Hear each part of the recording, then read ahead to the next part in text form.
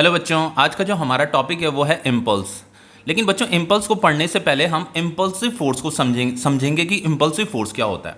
Generally बच्चे क्या करते हैं, डायरेक्ट इम्पल्स को पढ़ने लग जाते हैं और उसकी वजह से कहीं ना कहीं इम्पल्स से रिलेटेड उनके दिमाग में कुछ ना कुछ कन्फ्यूजन रह ही जाता है। इसीलिए सबसे पहले हमें इम्पल्सिव फोर्स को पढ़ना पड़ता है। ठीक है, अब देखो इम्पल्सिव फोर्स क्या होता है। देखो, a large force acting for a short time to produce a finite change in momentum is called an impulsive force. देखो, ये एक वो फोर्स है जो लार्ज फोर्स होता है। ठीक है, एक लार्ज फोर्स होना चाहिए और बहुत छोटे से टाइम के लिए किसी बॉडी पर लगना चाहिए।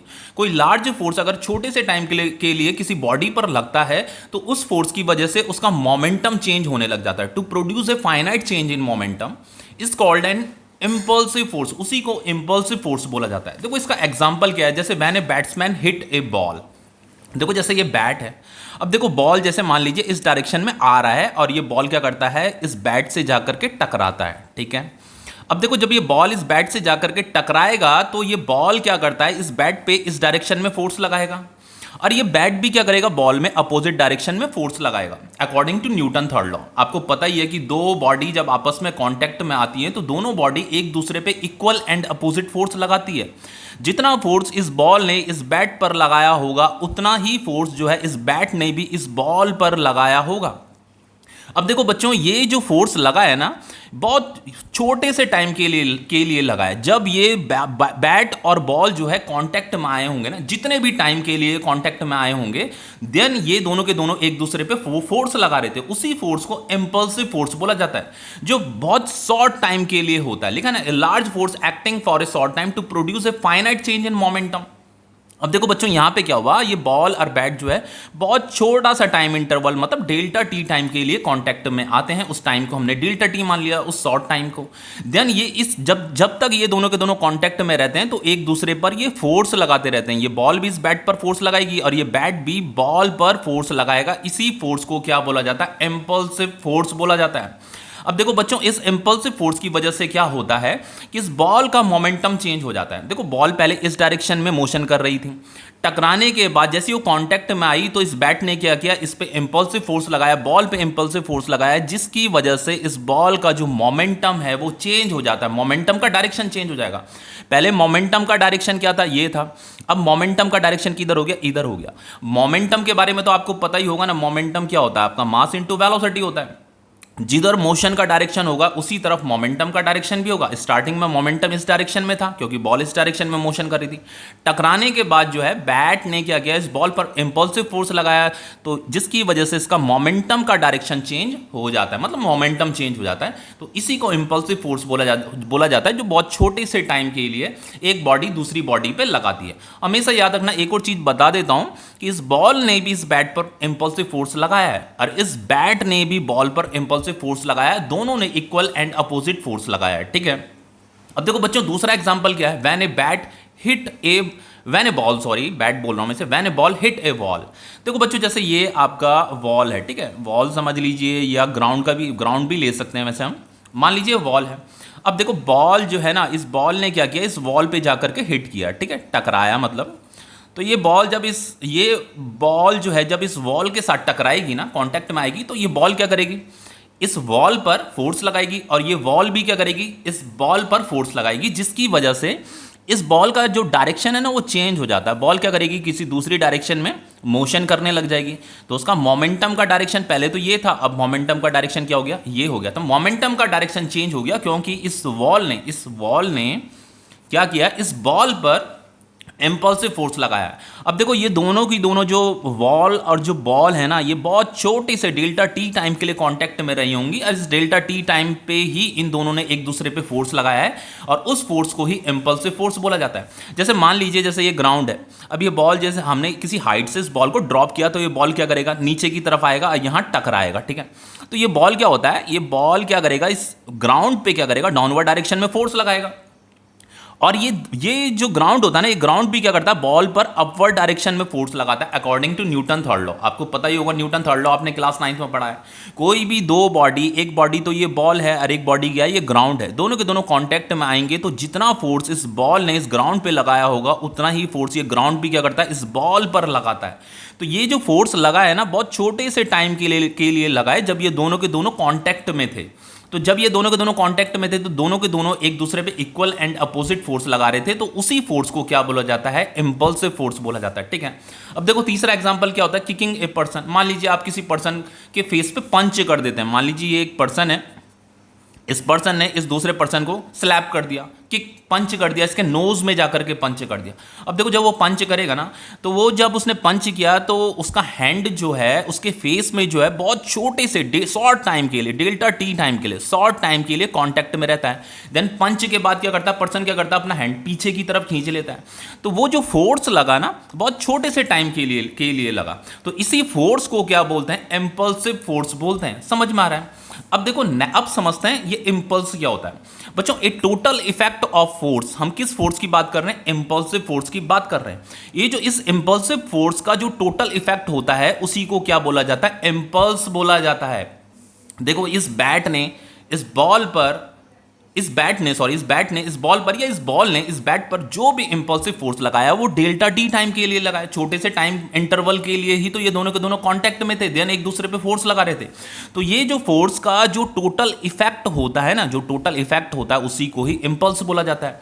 अब बच्चों हम इस टोटल इफेक्ट को हम कैलकुलेट कैसे करेंगे? देखो ये जो फोर्स लग रहा था ना, ये जो इंपल्सिव फोर्स लग रहा था, ये जो है इतने टाइम के लिए लग रहा था, डेल्टा टी टाइम के लिए। ये दोनों के दोनों कांटेक्ट में थे तो एक दूसरे पे फोर्स लगा रहे थे। तो अगर हम इन दोनों को मल्टीप्लाई कर देते हैं, इन दोनों को अगर हम मल्टीप्लाई कर देंगे तो हमें क्या मिलेगा, टोटल इफेक्ट ऑफ फोर्स मिल जाएगा। भाई हमें उस फोर्स का इफेक्ट कैलकुलेट करना है तो हमें क्या करना पड़ेगा, फोर्स और वो जो शॉर्ट टाइम है ना, वो जो टाइम ऑफ इंटरवल है उसे मल्टीप्लाई करना पड़ेगा, तो हमें टोटल इफेक्ट ऑफ फोर्स मिल जाएगा। उसी को क्या बोला जाता है, इंपल्स बोला जाता है। तो इंपल्स क्या होता है, आपका फोर्स जो इंपल्सिव फोर्स है इनटू डेल्टा टी, जो शॉर्ट टाइम है, शॉर्ट टाइम के लिए जो इंपल्सिव फोर्स लगता है, इन दोनों को हम मल्टीप्लाई कर देंगे तो टोटल इफेक्ट ऑफ फोर्स हमें मिल जाएगा। अब देखो बच्चों इसे थोड़ा और समझने की कोशिश करते हैं कि ये इंपल्स क्या होता है। बच्चों देखो जब बैट बॉल खेला जाता है ना, तो बैट क्या करता है, बॉल को बार बार हिट करता रहता है। तो आपको पता ही है कि थोड़ी देर के बाद क्या होता है, बॉल का शेप एंड साइज चेंज होने लग जाता है, मतलब बॉल पुरानी होने लग जाती है। तो वो फोर्स का ही इफेक्ट है जिसकी वजह से वो चेंज होने लग जाता है, उसका शेप एंड साइज चेंज होने लग जाता है। क्यों हो रहा है उसका शेप एंड साइज, क्योंकि उस पर इंपल्स लग रहा है। इसी इंपल्स को क्या बोला जाता है, टोटल इफेक्ट ऑफ फोर्स बोला जाता है। तो टोटल इफेक्ट ऑफ फोर्स को हम कैसे कैलकुलेट करते हैं, फोर्स इंटू डेल्टा टी। ये डेल्टा टी क्या है, टाइम, जिस टाइम के लिए ये दोनों के दोनों एक दूसरे के कांटेक्ट में थे, तो इसी को इंपल्स बोला जाता है। समझ लो। अब देखो बच्चों दूसरा क्या है, इंपल्स का दूसरा एक डेफिनेशन और है कि when a force act on a body for a small interval of time. जब कोई फोर्स जो है, फोर्स मतलब इंपल्सिव फोर्स किसी शॉर्ट टाइम के लिए किसी बॉडी पर लगता है तो it produce a change in momentum, उसका मोमेंटम चेंज होने लग जाता है। तो ये जो मोमेंटम चेंज हुआ है, जिस इफेक्ट की वजह से ये मोमेंटम चेंज हुआ है, उसी को इंपल्स भी बोला जाता है, उसी को इंपल्स बोला जाता है। ये इंपल्स का दूसरा डेफिनेशन है। देखो इसे समझाता हूं। देखो यहां पे क्या कह रहा है, जैसे इस बैट ने जब इस बॉल को, जब ये दोनों के दोनों कांटेक्ट में आए तो इस बैट ने इस बॉल पर क्या किया, फोर्स लगाया। तो पहले मोमेंटम का डायरेक्शन ये था, पर जैसे ये कांटेक्ट में आते हैं तो एक दूसरे पे फोर्स लगाते हैं तो बॉल का डायरेक्शन क्या हो जाता है, चेंज हो जाता है। तो मोमेंटम भी क्या हो गया, चेंज हो गया। तो ये जो मोमेंटम का डायरेक्शन जो चेंज हुआ है ना, वो किसकी वजह से चेंज हुआ है भाई, ये जो इंपल्स है ना, ये जो इफेक्ट ऑफ फोर्स है, इसी की वजह से मोमेंटम क्या हुआ है, चेंज हुआ है। It produce a change in momentum. Impulse की वजह से मोमेंटम चेंज होने लग जाता है। तो चेंज इन मोमेंटम को कैसे लिखा जाता है, डेल्टा पी लिखा जाता है। इसे क्या बोला जाता है, डेल्टा पी को क्या बोला जाता है, चेंज इन मोमेंटम बोला जाता है। ठीक है, चेंज इन मोमेंटम। तो ये जो चेंज इन मोमेंटम होता है, ये भी इंपल्स का फॉर्मूला होता है। इंपल्स का formula force into delta T तो होता ही है, लेकिन इंपल्स का फॉर्मूला जो है ये डेल्टा पी भी होता है, जिसे हम चेंज इन मोमेंटम बोलते हैं। अब देखो बच्चों इसे थोड़ा मैं समझाता हूं कि क्यों ये इंपल्स जो है चेंज इन मोमेंटम के इक्वल भी होता है। देखो बच्चों, अगर हम न्यूटन सेकेंड लॉ की बात करें, according to Newton second law, अभी प्रीवियस वीडियो में मैंने आपको न्यूटन सेकंड लॉ पढ़ाया था। वहां पे मैंने क्या बताया था आपको न्यूटन सेकंड लॉ के बारे में, कि जो फोर्स होता है वो किसके इक्वल होता है, rate of change of momentum के इक्वल होता है। ये delta P upon delta T क्या होता है, इसे rate of change of momentum पढ़ा जाता है। ठीक है, ये according to Newton second law, Newton second law यही है आपका। ठीक है, force is equal to rate of change of momentum. अब देखो बच्चों, अगर इसे मैं क्रॉस मल्टीप्लाई कर दूं तो ये फाइनली क्या हो जाएगा, F into delta T is equal to delta P हो जाएगा। तो ये तो क्या हो गया, ये तो टोटल इफेक्ट ऑफ फोर्स है F इंटू डेल्टा टी। ये जो टोटल इफेक्ट ऑफ फोर्स होता है उसे क्या बोलते हैं F इंटू डेल्टा टी। तो इसी को क्या बोलते हैं इम्पल्स बोला जाता है। तो यहाँ पे मैं इम्पल्स लिख सकता हूँ। तो इम्पल्स आपका F इंटू डेल्टा टी भी हो गया और F इंटू डेल्टा टी किसके इक्वल होता है, इस चेंज इन मोमेंटम के भी इक्वल होता है। तो फाइनली ये चेंज इन मोमेंटम इम्पल्स का भी फॉर्मूला होता है, समझ रहे हो। तो इसे अपनी कॉपी में नोट डाउन कर दीजिए। दूसरा बच्चों, इम्पल्स क्या होता है, आपका एक वेक्टर क्वांटिटी होता है, मतलब इसके पास डायरेक्शन भी होता है। अब देखो इम्पल्स का डायरेक्शन क्या होगा। अब देखो जैसे यहाँ पे इस बॉल ने, जैसे यहीं पे एक नया फिगर बना देता हूँ, ये आपका बैट है, ये आपका बैट है। अब देखो ये बॉल जो है इस डायरेक्शन में मोशन कर रही है, कांटेक्ट में आ जाती है। तो इस बॉल ने क्या किया, इस बैट पर फोर्स इस डायरेक्शन में लगाया और इस बैट ने भी क्या किया, बॉल पर इस डायरेक्शन में फोर्स लगाया। दोनों इक्वल एंड अपोजिट फोर्स लगाते हैं, बहुत छोटे से इंटरवल के लिए लगाते हैं, ठीक है। इंपल्सिव फोर्स उसे बोला जाता है। अब देखो बच्चों, जो डायरेक्शन फोर्स का होगा ना, एक्चुअल में हो क्या रहा है कि ये बॉल भी इस बैट पर इंपल्स लगा रही है और ये बैट भी इस बॉल पर इंपल्स लगा रहा है। दोनों एक दूसरे पे इंपल्स लगा रहे हैं और इक्वल एंड अपोजिट इंपल्स लगा रहे हैं, ठीक है। जितना इंपल्स इस बॉल ने इस बैट पे लगाया होगा उतना इंपल्स इस बैट ने भी इस बॉल पे लगाया होगा। तो इस बॉल ने जो है इस बैट पर इस डायरेक्शन में फोर्स लगाया था, तो इंपल्स भी इसी डायरेक्शन में लगेगा बैट पर। इस बैट ने भी बॉल पर इस डायरेक्शन में फोर्स लगाया था, तो इंपल्स भी इसी डायरेक्शन में लगेगा। इस बैट ने इस बॉल पर जो इंपल्स लगाएगा इसी डायरेक्शन में लगाएगा, समझ लो। क्योंकि इंपल्स क्या होता है, आपका एक वेक्टर क्वांटिटी होता है, इसके पास डायरेक्शन होता है। अब देखो बच्चों, जैसे हम इस फॉर्मूले को हम ऐसे भी लिख सकते हैं, इंपल्स आपका वेक्टर क्वांटिटी, तो ऐसे वेक्टर का साइन लगाइए इसके ऊपर। फोर्स भी आपका एक वेक्टर क्वांटिटी होता है इनटू डेल्टा टी, ठीक है। तो इंपल्स का एक फॉर्मूला ये भी होता है जिसे हम चेंज इन मोमेंटम बोलते हैं, चेंज इन मोमेंटम बोलते हैं डेल्टा पी, ठीक है। अब देखो बच्चों, यहाँ पे ये इतना तो आपका ये इंपल्स हो गया, लेकिन अगर हम ये जो फॉर्मूला होता है ना, ये जो इंपल्स का जो फॉर्मूला होता है, ये फॉर्मूला जो होता है सिर्फ और सिर्फ इफ फोर्स यानी कि इंपल्सिव फोर्स इज कांस्टेंट। अगर फोर्स कांस्टेंट है तो आप इन दोनों फॉर्मूले का यूज करोगे, ठीक है। इंपल्स को कैलकुलेट करने के लिए इन फॉर्मूले का यूज करोगे, ठीक है। अब देखो, अगर फोर्स वेरिएबल होगा, ध्यान क्या होगा, फोर्स अगर वेरिएबल है, इफ फोर्स इंपल्सिव फोर्स मतलब इज वेरिएबल। अगर किसी वेरिएबल फोर्स से किसी एक बॉडी ने दूसरी बॉडी को हिट किया है, if force is variable, then क्या होगा, देखो इंपल्स का फॉर्मूला तो यही है ना आपका। इंपल्स का फॉर्मूला क्या है, एफ, ये डेल्टा टी, और दूसरा फॉर्मूला क्या है, ये चेंज इन मोमेंटम। तो अगर फोर्स अगर वेरिएबल है, देखो अगर फोर्स कांस्टेंट है तो ये इंपल्स का ये फॉर्मूला होता है। लेकिन अगर फोर्स वेरिएबल होगा, देन हम क्या करते हैं, इन्हें इंटीग्रेट कर देते हैं, ठीक है। इसे इंटीग्रेट कर देंगे हम, इन दोनों इक्वेशन को हम इंटीग्रेट कर देंगे, तो यही आपका इंपल्स का फॉर्मूला होगा। फिर हम यहाँ पे लिमिट भी लगाएंगे। तो ये क्या है आपका, ये टाइम इंटरवल है। तो जो इनिशियल टाइम होगा वो यहाँ पे आएगा लिमिट, और यहाँ पे ये फाइनल टाइम की लिमिट आएगी, ठीक है। ये टी फाइनल मतलब फाइनल टाइम। अब देखो यहाँ पे भी लिमिट आएगी, चेंज इन मोमेंटम, मोमेंटम में चेंज हुआ है ना, तो मोमेंटम इनिशियल मोमेंटम यहाँ पे आएगा और ये लिमिट लगेगी, ये फाइनल मोमेंटम यहाँ पे आएगा। तो ये किसका फॉर्मूला है, अगर फोर्स वेरिएबल होगा तो इंपल्स का फॉर्मूला ये होता है, उसे इंटीग्रेट हमें करना पड़ता है, देन हमें इंपल्स मिलता है, ठीक है। अब देखो बच्चों, एक और चीज बताता हूँ। देखो जैसे इंपल्स का हमारे पास जो फॉर्मूला है, एक तो फॉर्मूला है आपका force into delta T, sorry force into ये डेल्टा टी, ये छोटा सा टाइम इंटरवल है, ये फोर्स है, ठीक है।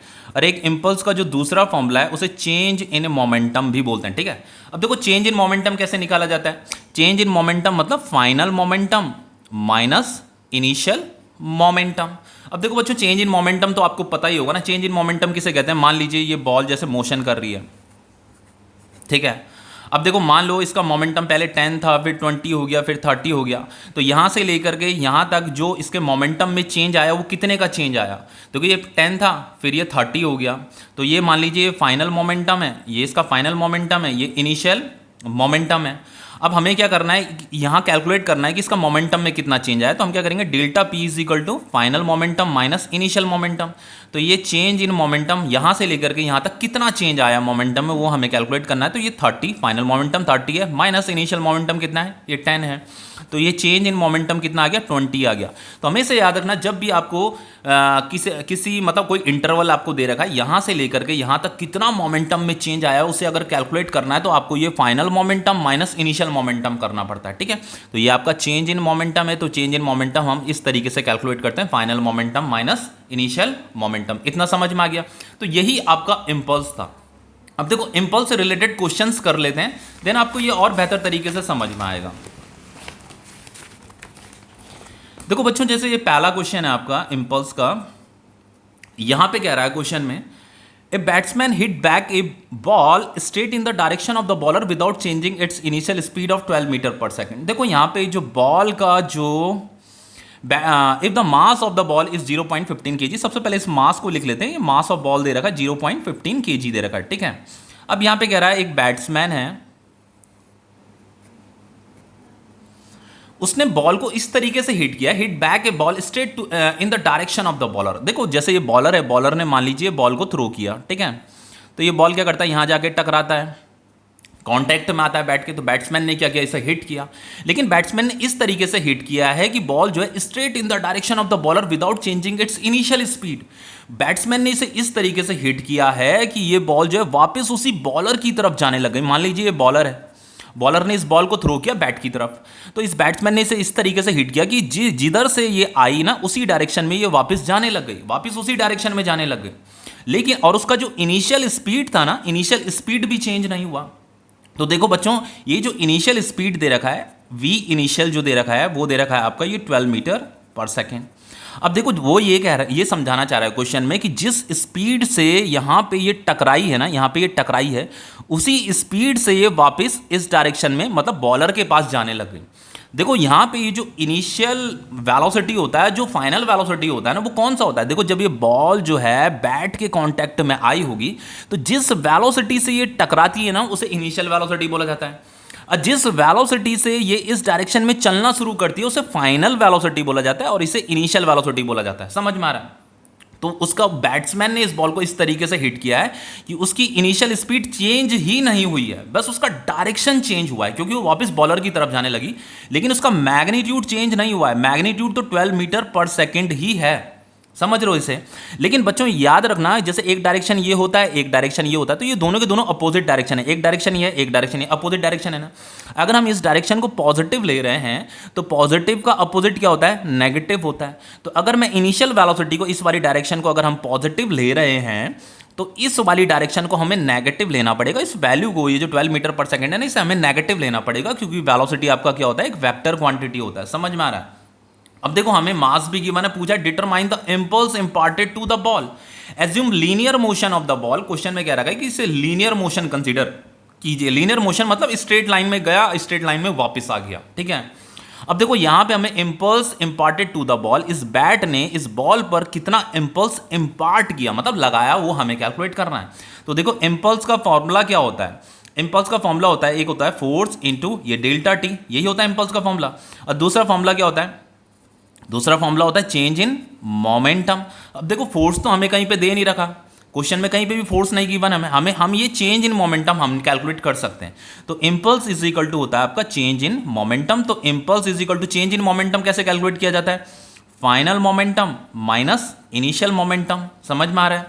तो impulse is equal to momentum का फॉर्मूला क्या होता है? Mass into velocity. तो फाइनल मोमेंटम क्या हो जाएगा? Mass into final velocity minus mass into initial velocity, ये इनिशियल मोमेंटम है। तो finally impulse is equal to mass common आ जाएगा, ये final velocity minus initial velocity, ये आपका इंपल्स है। अब देखो बच्चों इससे आगे क्या करेंगे? बस हमें यहाँ पे जस्ट वैल्यू पुट करनी है, बाकी कुछ नहीं करना। मास कितना दे रखा? 0.15 दे रखा, तो यहाँ पे ये 0.15 आ जाएगा। फाइनल वेलोसिटी देखो ये नेगेटिव है, फाइनल वेलोसिटी, ठीक है, तो यहाँ पे -12 आएगा, फिर ये माइनस साइन आएगा, फिर इनिशियल वेलोसिटी कितना दे रखा? +12, ठीक है, तो यहाँ पे ये 12 आएगा, ठीक है। फिर फाइनली इसके बाद क्या होगा? ये 0.15 आ जाएगा, -12 कितना होता है आपका? -24 होता है, ठीक है, इंटू -24। देन इससे मल्टीप्लाई कीजिए, 15 4 जा 60, 6 कैरी, 15 2 जा 30, ये 36। तो ये फाइनली कितना आ रहा है आपका? ये आ रहा है, देखो यहाँ पे डेसिमल लग जाएगा, तो इम्पल्स आ जाएगा आपका 3.6, कितना आएगा? kg metre per second. देखो ये इम्पल्स का SI यूनिट होता है। बच्चों यहाँ पे मैं एक चीज़ आपको बताना भूल गया था। देखो इम्पल्स का जो SI यूनिट होता है ना, वो न्यूटन सेकंड भी होता है और kg मीटर पर सेकंड भी होता है, ठीक है।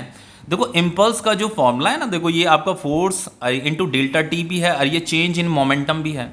तो फोर्स जो फोर्स होता है ना, जैसे इम्पल्स का यहाँ पे मैं फॉर्मूला लिख देता हूँ। जैसे इम्पल्स है आपका, ये फोर्स इंटू डेल्टा टी है। तो फोर्स को किस में मीज़र किया जाता है, न्यूटन में मीज़र किया जाता है, और टाइम को किस में मीज़र किया जाता है, सेकंड में मीज़र किया जाता है। तो ये इम्पल्स का एसआई यूनिट है। अब दूसरा फॉर्मूला क्या है, चेंज इन मोमेंटम भी है। तो मोमेंटम का फॉर्मूला क्या होता है, मास इंटू वेलोसिटी होता है। मोमेंटम मास इंटू वेलोसिटी होता है। मास को केजी में मीज़र करते हैं, वेलोसिटी को मीटर पर सेकंड में मीज़र करते हैं। तो मोमेंटम का जो मोमेंटम का एसआई यूनिट होता है वही इम्पल्स का भी एसआई यूनिट होता है। तो हम इसे केजी मीटर पर सेकंड भी इम्पल्स का एसआई यूनिट होता है। ठीक है, ये मैंने यहाँ पे लिखा हुआ तो है, देखो केजी मीटर पर सेकंड, ये न्यूटन सेकंड, ये एसआई यूनिट होते हैं इम्पल्स के। ठीक है, अब देखो इससे आगे क्या करेंगे हम, तो यहाँ पे ये इम्पल्स कितना आ जाएगा आपका, केजी मीटर पर सेकंड आ जाएगा। अब देखो बच्चों नेक्स्ट क्वेश्चन है आपका, यहाँ पे कह रहा है a ball of mass 200 gram is moving with velocity of 20 metre per second. ठीक है, तो सबसे पहले यहाँ पे जो मास दे रखा है बॉल का 200 ग्राम दे रखा है, तो इससे केजी में कन्वर्ट कर लेते हैं। तो इसे 1000 से जब आप डिवाइड करोगे तो ये केजी में कन्वर्ट हो जाएगा। ठीक है, तो ये आ जाएगा आपका 0.2 केजी। ठीक है, अब देखो यहाँ पे क्वेश्चन में क्या लिखा है कि ये जो बॉल है ना वो मूव कर रही है with velocity of 20 metre per second की वेलोसिटी से मूव कर रही है। ठीक है, ball after hitting by bat, लेकिन जैसे ये बैट से हिट होती है तो a force exerted by bat on ball, तो बैट ने क्या किया, बॉल पर फोर्स एक्सर्ट किया इज फॉर 0.01 सेकंड। मतलब बॉल और बैट जो है 0.01 सेकंड के लिए कॉन्टैक्ट में आए, तो ये आपका डेल्टा टी है 0.01 second. And the ball is turn back with the velocity of 30 metre per second. और बॉल जो है टर्न बैक हो गई, मतलब जिस डायरेक्शन, मतलब जिस रास्ते, जैसे ये आपका बैट है, ठीक है, ये आपका बैट है, ये बॉल जैसे मान लीजिए इस डायरेक्शन में आ रही थी। ठीक है, अब बॉल यहाँ टकराती है और टकराने के बाद जो है वापस इस डायरेक्शन में जाने लग जाती है। ठीक है, तो ये इनिशियल वेलोसिटी से टकराएगी यहाँ पे और फाइनल वेलोसिटी से इस डायरेक्शन में चलने लग जाएगी। ठीक है, तो देखो यहाँ पे क्या है, देखो इनिशियल वेलोसिटी तो ये 20 मीटर पर सेकंड दे रखी है, initial velocity 20 metre per second दे रखी है। और ये देखो बैट से टकराने के बाद जो है बॉल जो है turn back with velocity 30 metre per second. तो ये फाइनल वेलोसिटी आपका दे रखा है 30 मीटर पर सेकंड। लेकिन ये नेगेटिव आएगा, ये पॉजिटिव आएगा, क्योंकि इनिशियल वेलोसिटी की डायरेक्शन ये है, फाइनल वेलोसिटी की डायरेक्शन ये है। तो इस वाली डायरेक्शन को पॉजिटिव लिया जाता है, इस वाली डायरेक्शन को नेगेटिव लिया जाता है, इसीलिए मैंने यहाँ पे नेगेटिव लिखा है। ठीक है, पूछ रहा है क्वेश्चन में find the force exerted by bat on the ball. इस बैट ने इस बॉल पर कितना फोर्स एक्सर्ट किया है वो हमें कैलकुलेट करना है। अब देखो कैसे कैलकुलेट करेंगे, देखो बच्चों इम्पल्स का फॉर्मूला क्या होता है, इम्पल्स का फॉर्मूला होता है एक फोर्स इंटू डेल्टा टी, और दूसरा फॉर्मूला होता है ये delta B, change in momentum.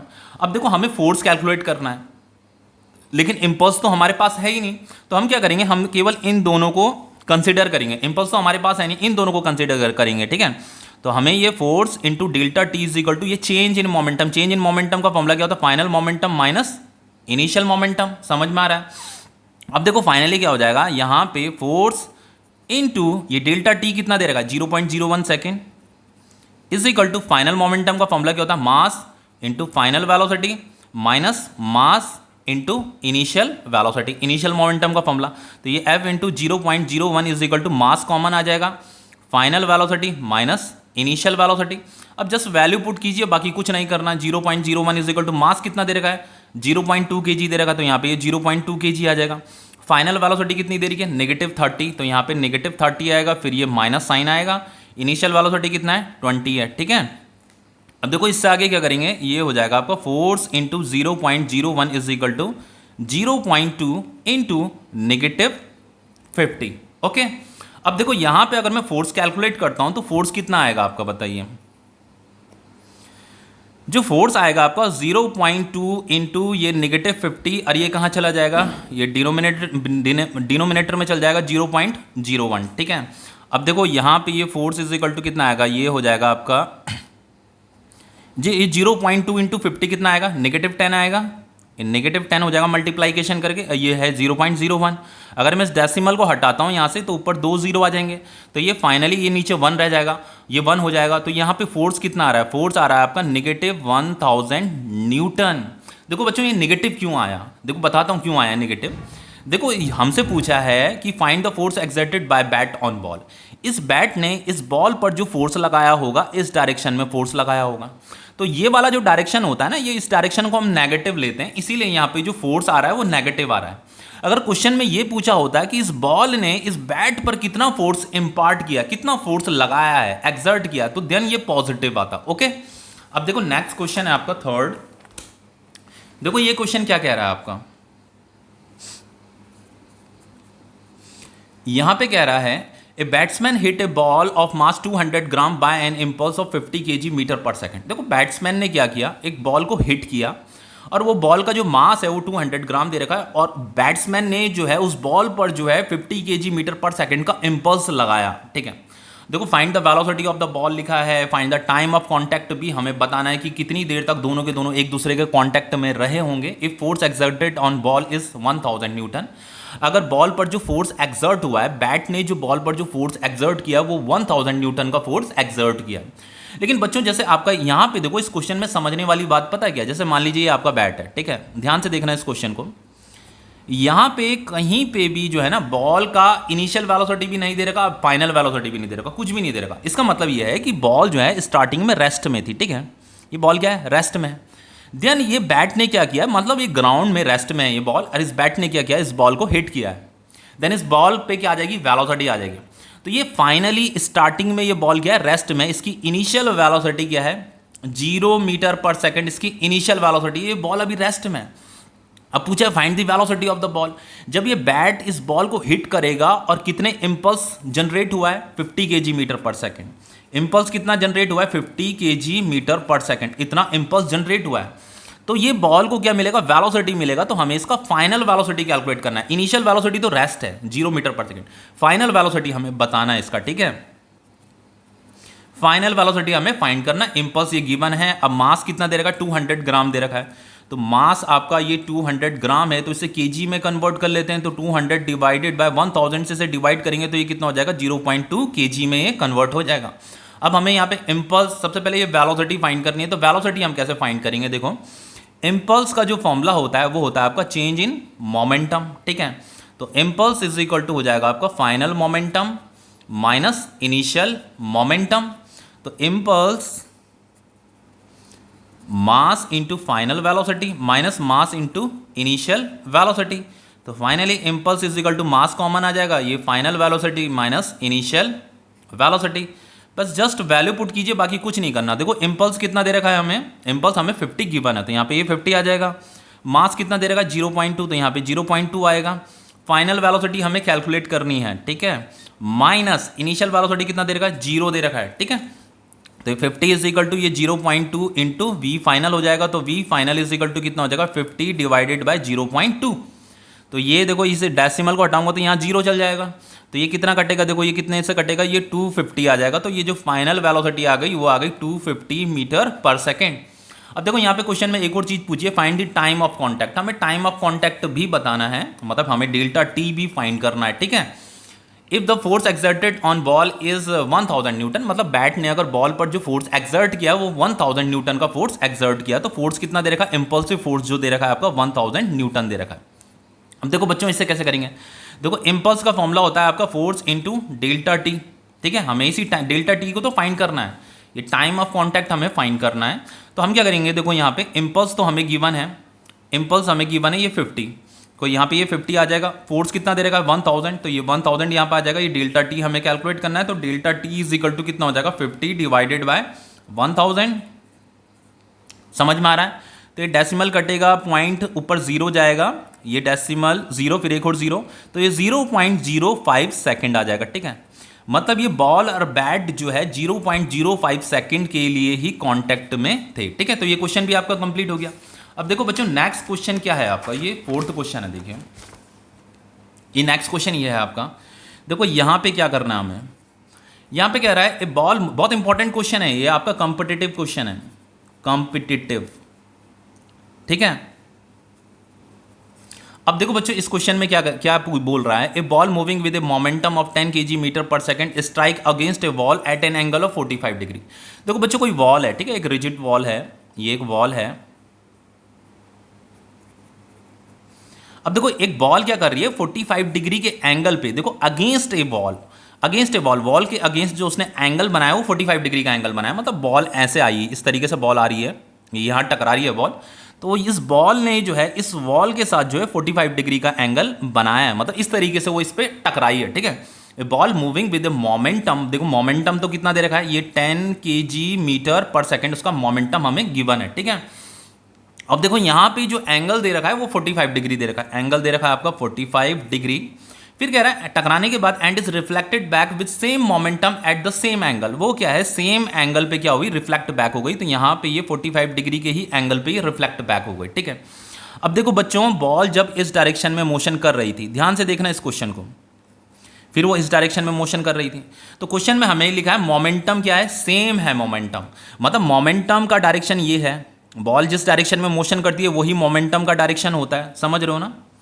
लेकिन मोमेंटम सेम है, लेकिन मोमेंटम का डायरेक्शन तो चेंज हो रहा है, लेकिन उसका जो वैल्यू है वैल्यू सेम है, वो ये कहना चाह रहा है, ठीक है। यहाँ पे जो लिखा है विद सेम मोमेंटम जो लिखा है, इसका मतलब ये है कि मोमेंट जो इस मोमेंटम का वैल्यू है ना, वही इस मोमेंटम का वैल्यू है, बस उसका डायरेक्शन चेंज हो रखा है। ये 2 डायमेंशनल मोशन यहाँ पे कर रही है, ठीक है।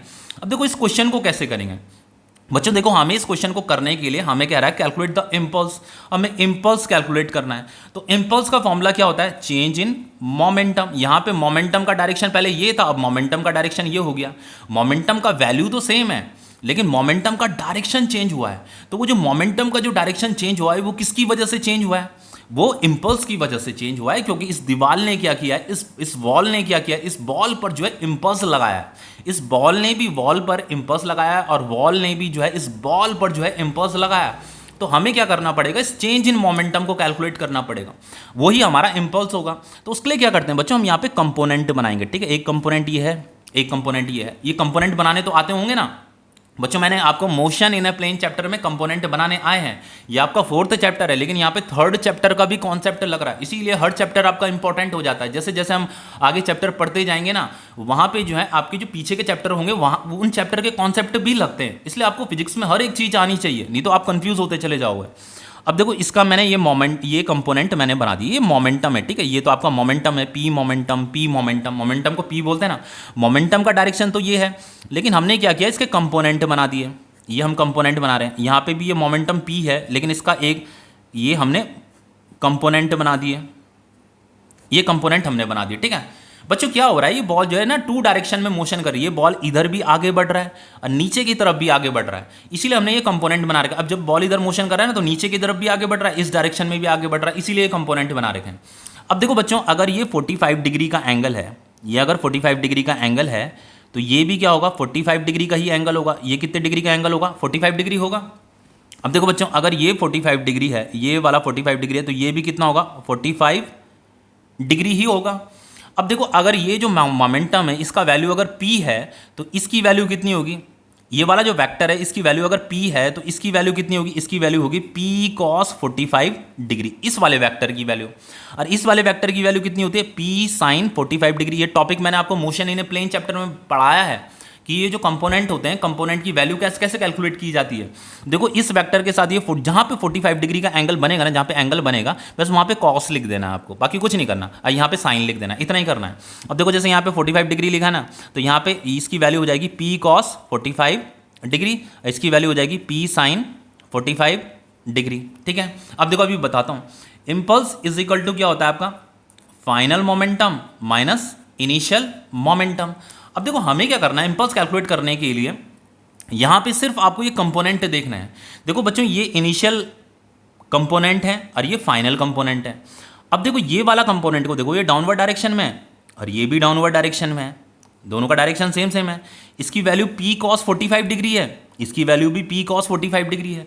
इसका मतलब क्या है, दोनों का डायरेक्शन भी सेम है, दोनों की वैल्यू भी सेम है। इसका मतलब ये है कि ये वाला जो कंपोनेंट है ना, मोमेंटम का जो ये वाला कंपोनेंट है, ये चेंज नहीं हुआ है।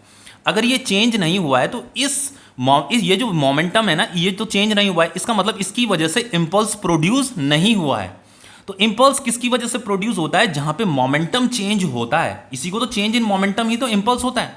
अब देखो इस वाले कंपोनेंट को देखिए, इसका जो वैल्यू है p sin 45 डिग्री है, इसका वैल्यू भी p sin 45 डिग्री है, लेकिन इसका डायरेक्शन इधर है, इसका डायरेक्शन इधर है, दोनों का डायरेक्शन अपोजिट है। यानी इसका मतलब यह है कि यहाँ पे इम्पल्स यहाँ पे मोमेंटम चेंज हुआ है, ये मोमेंटम के कंपोनेंट यहाँ पे चेंज हुआ है।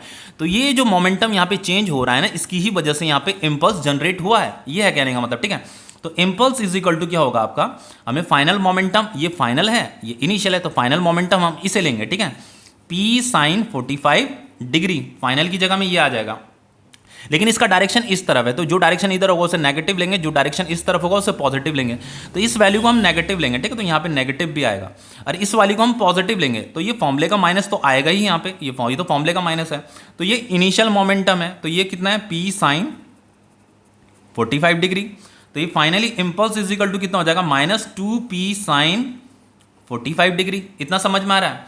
अब देखो इससे आगे हम क्या करेंगे, देखो इम्पल्स इज इक्वल टू क्या हो जाएगा, -2 इंटू मोमेंटम कितना दे रखा है आपका 10s की वैल्यू, और साइन 45 डिग्री की वैल्यू कितनी होती है, 1/√2 होती है, ठीक है। तो इम्पल्स इज इक्वल टू हो जाएगा -20 डिवाइडेड बाय √2।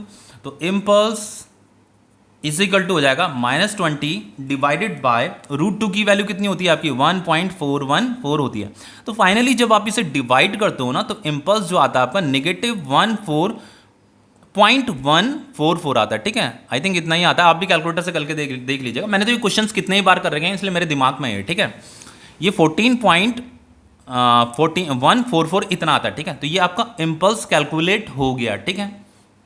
अब देखो आप इसके आगे ऐसा यूनिट भी लिख सकते हो, न्यूटन सेकंड भी लिख सकते हो, ठीक है। अब देखो नेक्स्ट क्वेश्चन, बच्चों ये नेक्स्ट क्वेश्चन है आपका। देखो यहाँ पे क्या कह रहा है, a ball of mass 100 gram fall from a height of 500 centimetre and rebounds to a height of 125 centimetre. देखो क्वेश्चन में बच्चों ये है कि ये आपका एक ग्राउंड है, ठीक है। बॉल को जो है स्टार्टिंग में जो है 500 सेंटीमीटर की हाइट से जो है ड्रॉप किया गया, ठीक है, इस हाइट से इसे ड्रॉप किया गया।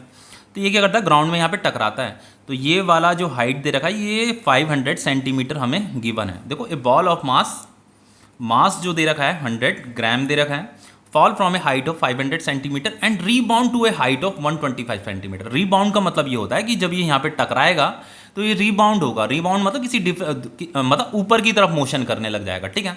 तो जब ये ऊपर की तरफ रीबाउंड होता है तो ये कितनी हाइट गेन करता है, 125 सेंटीमीटर, ठीक है। तो ये बॉल जब यहाँ ग्राउंड में टकराएगा तो देन ये बॉल क्या करेगा, ऊपर की तरफ मोशन करेगा, इसी डायरेक्शन में ऊपर मोशन करेगा, ठीक है। मैं इधर फिगर बना रहा हूँ। तो इसने जो ऊपर मोशन किया 125 सेंटीमीटर तक रीबाउंड हुआ है, ठीक है। अब देखो आगे क्या लिखा है, फाइंड द इम्पल्स, हमें इम्पल्स फाइंड करना है। एवरेज फोर्स मतलब इम्पल्सिव फोर्स भी हमें फाइंड करना है between the ball and ground. ये बॉल और ग्राउंड जो है कांटेक्ट में आए होंगे तो दोनों ने एक दूसरे पे फोर्स लगाया होगा, ठीक है। इसने डाउनवर्ड लगाया होगा, इसने अपवर्ड लगाया होगा, impulsive force. If the time of contact is 0.1 second, और ये जो टाइम ऑफ कॉन्टैक्ट दे रखा है ये 0.1 सेकेंड दे रखा है, मतलब ये दोनों के दोनों जो एक दूसरे के कॉन्टैक्ट में जो है सिर्फ 0.1 सेकेंड के लिए ही थे। 0.1 सेकेंड के लिए ही इन्होंने एक दूसरे पे फोर्स लगाया। अब बच्चों हमें यहाँ पे इम्पल्स भी कैलकुलेट करना है और ये फोर्स भी कैलकुलेट करना है, जो ये जो एवरेज फोर्स लिखा है इसका मतलब इम्पल्सिव फोर्स ही हमें यहाँ पे कैलकुलेट करना है, ठीक है। हम क्या करेंगे, देखो सबसे पहले इस मास को कन्वर्ट कर लेते हैं केजी में। तो अगर मैं इसे 1000 से डिवाइड करता हूँ तो ये केजी में कन्वर्ट हो जाएगा, ये हो जाएगा आपका 0.1 केजी, ठीक है। अब देखो बच्चों इससे आगे हम क्या करेंगे, देखो यहाँ पे अगर मैं इम्पल्स कैलकुलेट करूँ तो इम्पल्स का जो फॉर्मूला होता है आपका ये F इंटू डेल्टा टी होता है, और एक होता है आपका चेंज इन मोमेंटम। ये दोनों इम्पल्स के फॉर्मूले हैं, आपको पता है। अब देखो बच्चों इस फॉर्मूले से तो मैं इम्पल्स कैलकुलेट नहीं कर सकता क्योंकि मेरे पास फोर्स नहीं है, फोर्स तो हमें फाइंड करना है। अब इम्पल्स मैं किससे कैलकुलेट करूंगा, देखो इम्पल्स अब मैं इस वाले फॉर्मूले से कैलकुलेट कर सकता हूं। इम्पल्स इज इक्वल टू क्या होता है आपका चेंज इन मोमेंटम। तो इम्पल्स इज इक्वल टू क्या हो जाएगा आपका final momentum minus initial momentum, समझ रहे हो। अब देखो फाइनली हम इसे ऐसे भी लिख सकते हैं, हम इसे mass final velocity minus initial velocity, ठीक है। अब देखो यहाँ पे मास तो मेरे पास है 0.1 केजी, लेकिन ये फाइनल वेलोसिटी और इनिशियल वेलोसिटी मेरे पास नहीं है। देखो बच्चों देखो जब ये बॉल नीचे की तरफ आया होगा तो यहाँ पे ग्राउंड में टकराया होगा, किसी v इनिशियल वेलोसिटी से ग्राउंड में टकराया होगा। फिर टकराने के बाद जो है ये बॉल जो है ऊपर की तरफ जाएगा तो ये उसकी फाइनल वेलोसिटी होगी। किसी फाइनल वेलोसिटी से ऊपर चलना शुरू करेगा ना, जब ये जिस वेलोसिटी से टकराता है ना उसे इनिशियल वेलोसिटी बोलेंगे, और जिस वेलोसिटी से ये अपनी डायरेक्शन चेंज करेगा उसे फाइनल वेलोसिटी बोलेंगे, समझ रहे हो। तो ये हमें कैलकुलेट करनी है, हमारे पास है ही नहीं, तो बहुत ईजिली हो जाएगा। देखो हमें यहाँ पे काइनेमेटिक इक्वेशन यूज़ करनी है, बाकी कुछ नहीं करना।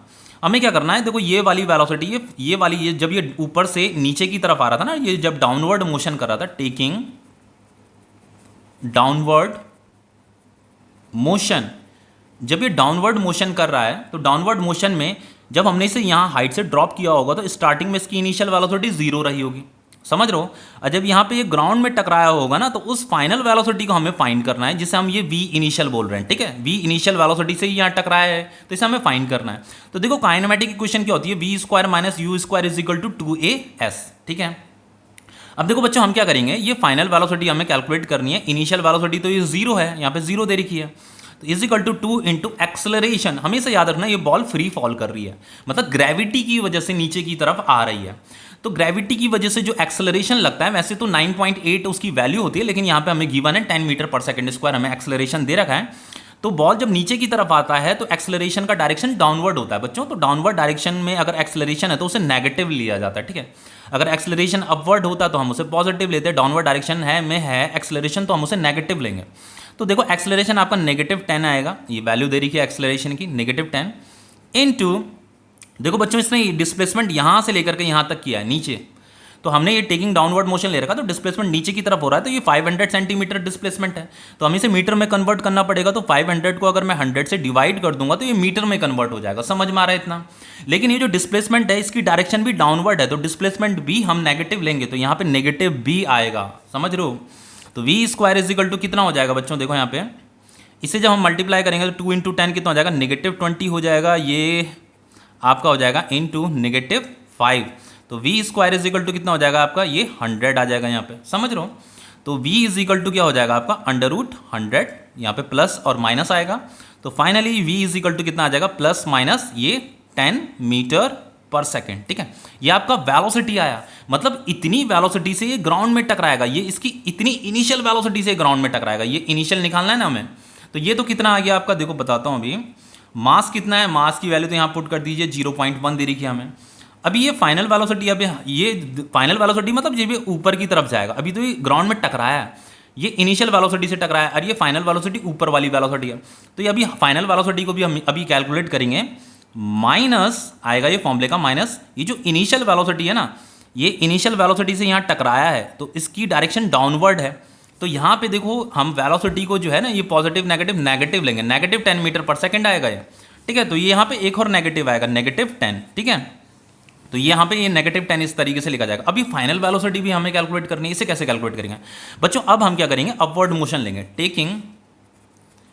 Taking upward motion.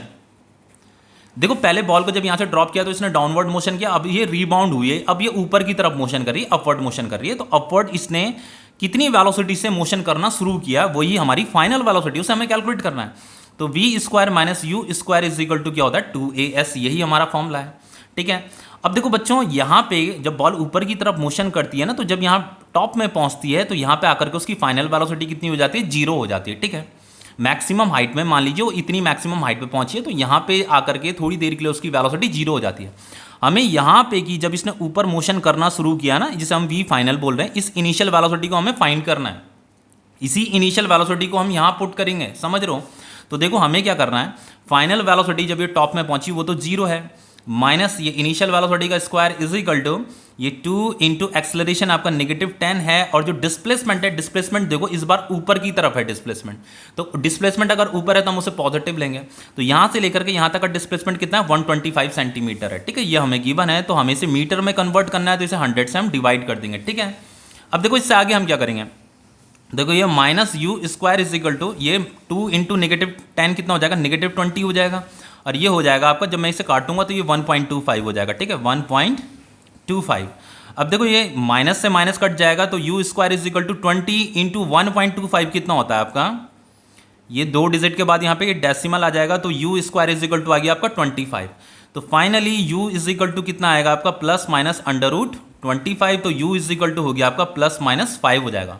अब देखो ये जो इनिशियल वेलोसिटी है ना, इतनी इनिशियल वेलोसिटी से इसने ऊपर की तरफ मोशन करना शुरू किया, तो ये डायरेक्शन अपवर्ड है, ऊपर की तरफ है डायरेक्शन, तो हम वेलोसिटी को पॉजिटिव लेंगे, तो ये +5 आएगा, ठीक है, ये +5 आएगा। तो इस +5 को हम यहाँ पुट करेंगे, ठीक है।